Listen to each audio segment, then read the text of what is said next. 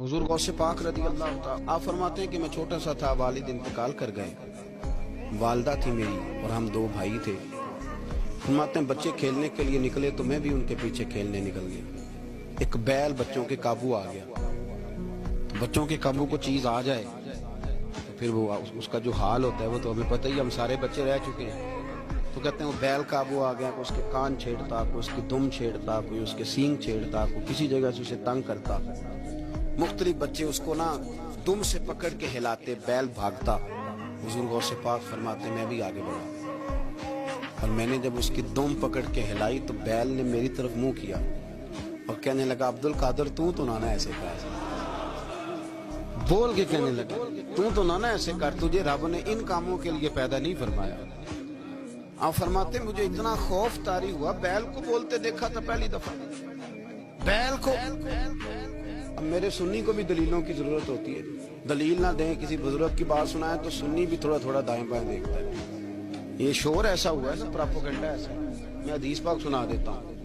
रसूल करीम सल्लल्लाहु तआला अलैहि वसल्लम फरमाते हैं एक शख्स ने बैल पे सवारी कर दी थी। बैल सवारी के लिए नहीं पैदा किया, सवारी के लिए ऊंट हैं, खच्चर हैं, घोड़े हैं, गधे हैं। बैल खेती बाड़ी के लिए बैल ने सवारी कर ली।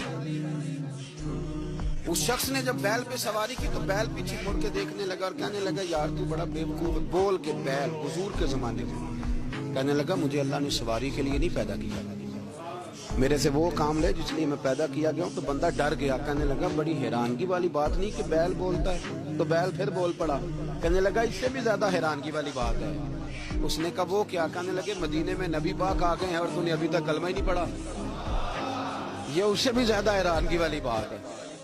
जामिउल मौजूदात में हदीस मौजूद है, हुजूर आ गए और तूने कलमा ही नहीं पढ़ा। वो शख्स कहता है मैं सर पट दौड़ा, जब आके सामने खड़ा हुआ तो हुजूर मुस्कुराए, फरमाया आजा पढ़ ले कलमा, मुझे पता है तुझे किसने भेजा है। तो भाई अल्लाह चाहे तो बैल बोल, चलें ठीक। अब आप थोड़े से राजी हुए हैं बात, अल्लाह आपको जज़ाए खैर अता फरमाए। अल्लाह वालों की बातें मान लिया करें। मैं बड़ी जिम्मेदारी से कहता हूँ रब करीम के कोई बंदों की बात किताब और सुन्नत के खिलाफ नहीं होती, वही तो किताब और सुन्नत आगे पहुँचाने वाले होते हैं। तो हुजूर गौसे पाक फरमाते हैं मैं वो डर के घर आया, जब घर पहुंचा तो मेरे कानों में आवाज आ रही थी लब्बैक अल्लाहुम्मा लब्बैक लब्बैक ला शरीक लक लक। फरमाते मैं छत पे चढ़ा और मैंने जीलान में अपनी छत पे खड़े होकर देखा, तुम हज के दिन थे, मेरी सीधी नजर मैदान अरफात पे थी। तो मैदान अरफात में बैठ के लब्बैक लब्बैक पढ़ रहे थे। पहले मैं वहां से डर के आया, फिर छत से डर के नीचे उतरा, माँ को सारी बात बताई। तो कहती मेरी माँ कहने लगी बेटे जब तू पैदा होने वाला था तो मुझे बड़ी बिशारतें मिलती। फरमाते माँ ने ना खोला बक्सा सिंदूक तो 80 दिनार निकाले। तो मैं पुत्र तुम दो भाई हो और तुम्हारा बाप कुल जागीरी 80 दिनार छोड़ गया, 80 40 तुम्हारे 40 तुम्हारे भाई।